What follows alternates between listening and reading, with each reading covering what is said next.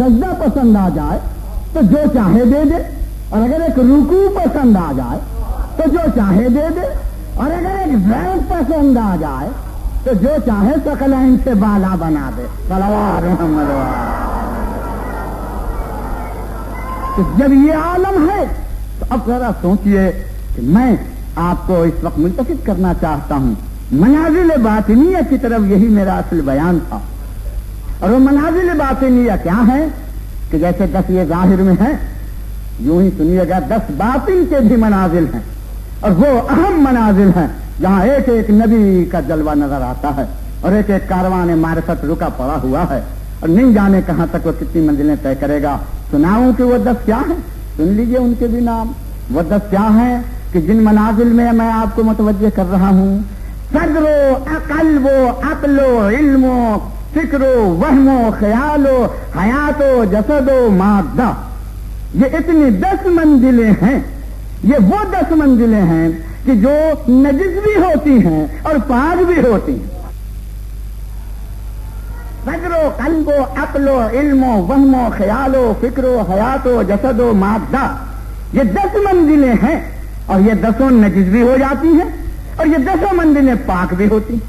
جب ان میں نجاست و طہارت دوڑتی ہے دونوں میں، تو اب آپ غور کریں کہ اب کیا ہوگی منزل کہ دل، صدر کبھی نجس کبھی پاک، قلب کبھی نجس کبھی پاک، عقل کبھی نجس کبھی پاک، علم کبھی نجس کبھی پاک، فکر کبھی نجس کبھی پاک، وہم کبھی نجس کبھی پاک، خیال کبھی نجس کبھی پاک، فکر کبھی نجس کبھی پاک، جسم کبھی نجس کبھی پاک، حیات کبھی نجس کبھی پاک، مادہ کبھی نجس کبھی پاک۔ جب یہ سب منزلیں ہیں تو سوچو یہ کب نجس ہوتے ہیں اور کب پاک ہوتے ہیں۔ سلام محمد۔ اصل مضمون یہاں سے تھا، اصل چیز سمجھنے کی یہ تھی۔ تو میں ایک لفظ میں وقت کی قلت کی بنا پر عرض کروں کہ کب یہ نجس ہوں گے اور کب یہ پاک ہوں گے۔ جب یہ 10 اللہ کی طرف متوجہ ہوں تو پاک ہوتے ہیں، اور جب اس سے ہٹ جائیں تو نجس ہوتے ہیں۔ اب بتاؤ میرا پیغمبر کیسا پاک ہے؟ اب سناؤں آپ کو میرا پیغمبر کون ہے؟ کہاں؟ کیا مطلب؟ اے پیغمبر تو صدر میں بھی پاک، قلب میں بھی پاک، عقل میں بھی پاک، علم میں بھی پاک، وہم میں بھی پاک، خیال میں بھی پاک، حیات میں بھی پاک، جسد میں بھی پاک، مادہ میں بھی پاک، فکر میں بھی پاک۔ اب لوگ قصہ پاک۔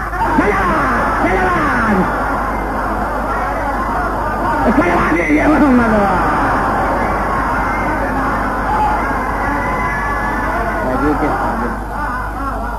ان 10 منزلوں میں پاک۔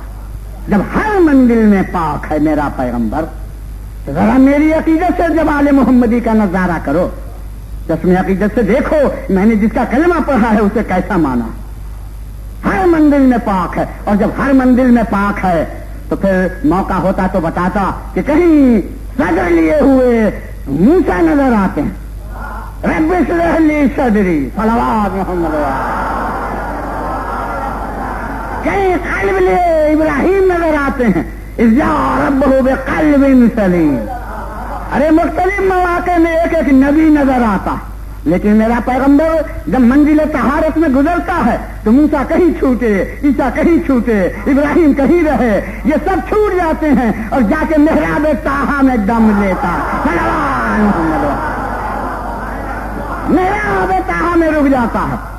طہارت میں پیغمبر کی وہی رفتار ہے جو معراج کی سب رفتار ہو رہی تھی، کہ جیسے ایک ایک فلک پر انبیاء چھوٹتے جاتے تھے اور ہمارا نبی بڑھتا چلا جاتا تھا، یوں ہی مقام طہارت میں ایک ایک نبی رکتا جاتا ہے اور طٰہٰ بڑھتا ہوا چلا جاتا ہے۔ محمد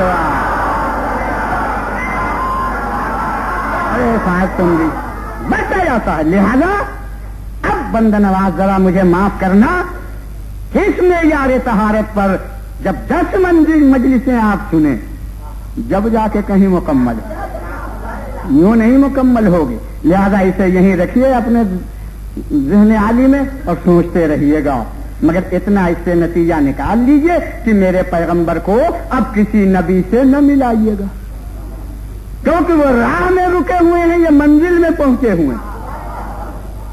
تو مسافر کو صاحب منزل سے ملانا ایسا زیبا نہیں ہے لیکن مجھے تو افسوس یہ آتا ہے کہ میں اپنے نبی کو انبیاء سے نہیں ملاتا، اور آپ جو نبوت کا پروانہ بنے ہوئے کس سے ملاتے ہیں؟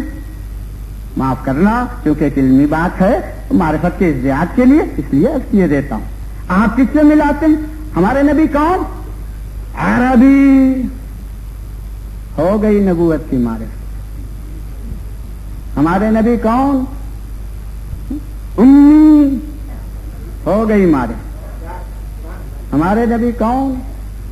مکی۔ ہو گئی معرفت۔ مدنی۔ ہو گئی معرفت۔ حجازی۔ ہو گئی معرفت۔ تہامی۔ ہو گئی معرفت۔ قریشی۔ ہو گئی معرفت۔ ہاشمی۔ ہو گئی معرفت۔ اب یہی سمجھ کے جب پوچھا کسی سے کہ کون تمہارے نبی؟ امی ہے، عربی ہے، حجازی ہے، تہامی ہے، قریشی ہے، ہو گئی۔ سوچو اس جغرافیہ عرفان میں، اس جغرافیہ عرفان میں زمین کے سوا کہیں سماوی بھی ہے؟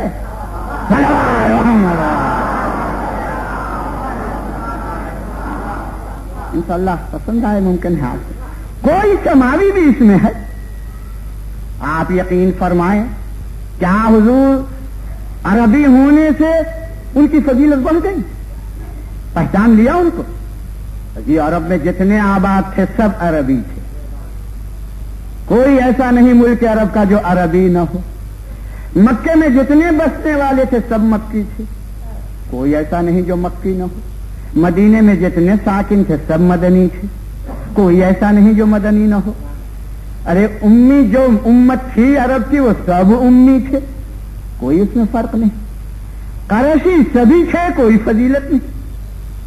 آپ فرمائیے ان لفظوں میں فضیلت کہاں سے پیدا ہوئی؟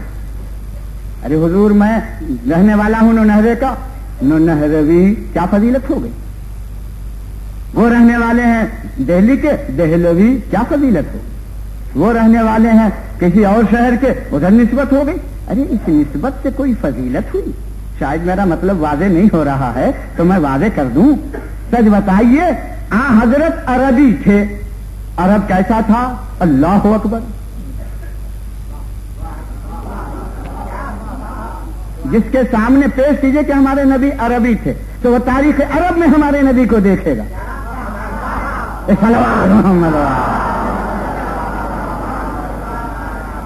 جس کے سامنے پیش کیجئے کہ آپ مکی تھے تو وہ مکہ کی تاریخ میں حضرت کا مشاہدہ کرے کہ مکہ کیا تھا، کیسے لوگ تھے، کیا تھا۔ تو اب جب مکہ کی تاریخ دیکھے گا تو مکے میں ابو لہب بھی نظر آئیں گے، ابو جہل بھی نظر آئیں گے، وغیرہ وغیرہ، ہر طرح کے سب نظر آئے۔ ارے وہ تو مکی سمجھ رہا ہے اور کچھ نہیں۔ مدینے میں آئے گا تو یہودی غیر یہودی جتنے آباد تھے سبھی تاریخ سامنے آئے گی، ایک یہ بھی مدنی ہوں گے۔ ایک قیامت ہے، میری سمجھ میں نہیں آتا کہ ان الفاظ سے شان رسالت کیوں کر نمودار ہوگی، لیکن کیا تھا، یہ ہوا کیوں؟ شاید میں یہ عرض کروں کہ عرب نے دیکھا کہ ایمان لاؤ یا نہ لاؤ چیز بڑی ہے، لہذا اپنے میں ملا لو، چاہے مومن نہ بنو مگر عرب ہم بھی، عرب یہ بھی، چلو عربی ہو گئے دونوں۔ جب شرف کی چیز ہوتی ہے تو سب اپنانے کی فکر کرتے ہیں۔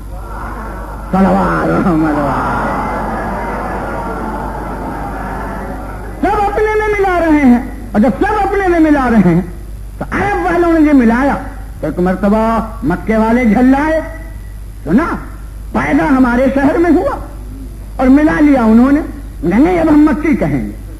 تو مکی کہنے کا جذبہ کیا ہوا کہ ہمارے شہر میں پیدا ہوا، کیوں اس فضیلت کو ہم عرب میں جانے دیں؟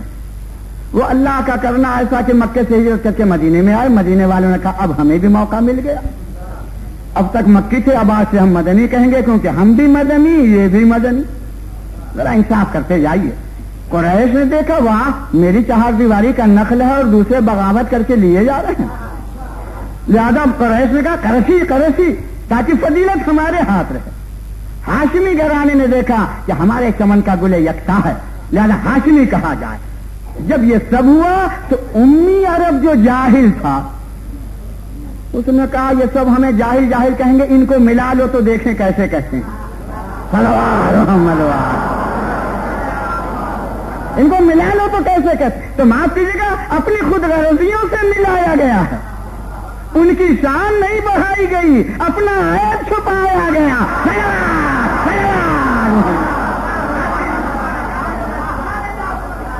حضور ان کی شان نہیں بڑھی، اپنا عیب چھپانے کے لیے ہم نے اپنی طرف ملانا شروع کیا۔ لیکن قیامت یہ ہے کہ بھیجنے والے نے اپنا محبوب بنایا، ارے کرم تھا جو بھیج دیا، تم نے قدر نہ کی واللہ اس پیغمبر کی۔ معاف کرنا، اب نبوت دینا آسان مگر محمد نہیں دیتا، قرآن دینا کتاب دینا آسان مگر محمد نہیں دیتا۔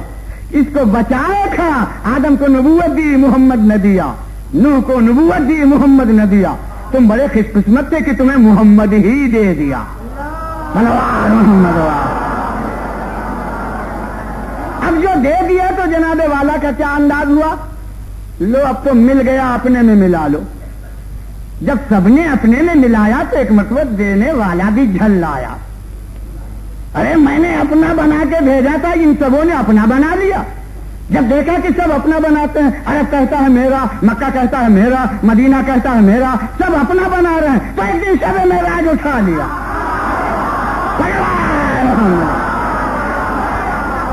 انہیں انشاءاللہ خوش ہوں گے آپ، صلوات محمد۔ تو ایک دن شب معراج اٹھایا اور اٹھا کے قاب قوسین کے اندر لے جا کے رکھ دیا، اور وہاں رکھ کے اب لب قدرت پر تبسم آ رہا، اب قدرت مسکرا رہی ہے، اب ملو تو جانے۔ ارے جب تک زمین پتا سبھی مل رہے تھے، کوئی بیٹھ کے مل گیا، کوئی رشتہ لگا کے مل گیا، کوئی کلمہ پڑھ کے مل گیا، کوئی آ کے مل گیا۔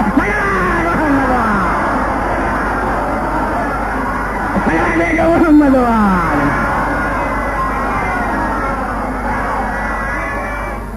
لے اٹھا کہ قاب قوسین کے محراب میں رکھ دیا، اور جب قاب قوسین میں رکھ دیا تو اب آواز غیب گویا آ رہی ہے کہ اب جن صاحب کو ملنا ہو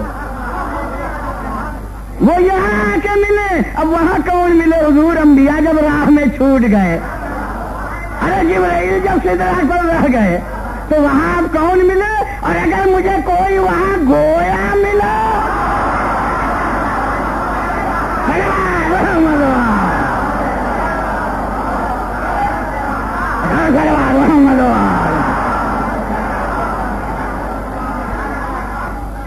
اور اگر مجھے کوئی گویا ملا تو تم بتاؤ اس کو میں یہاں والوں میں ملاؤں یا وہاں والوں میں ملاؤں؟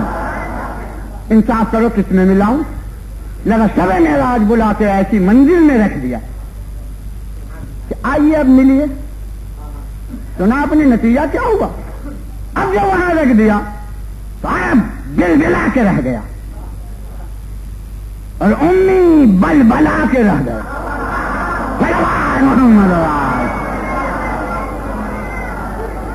مکے والے خاک اڑا کے رہ گئے، مدینے والے ہاتھ مل کے رہ گئے، قریش دانت پیس کے رہ گئے، اور ہاشم مسکرا کے رہ گئے۔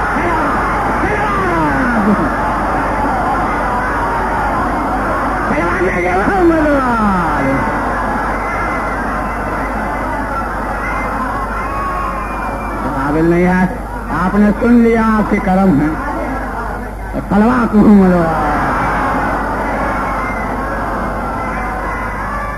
ہاشم مسکرا کے رہ گئے، اور ان کو اتنی بلند منزل پر بھیج دیا قدرت نے۔ تم نے کہ جو ہم نے بھیج دیا تو کچھ سمجھا ہی نہیں۔ ہوتا ہے حضور کہ اب تو آ گئے، صلوات محمد۔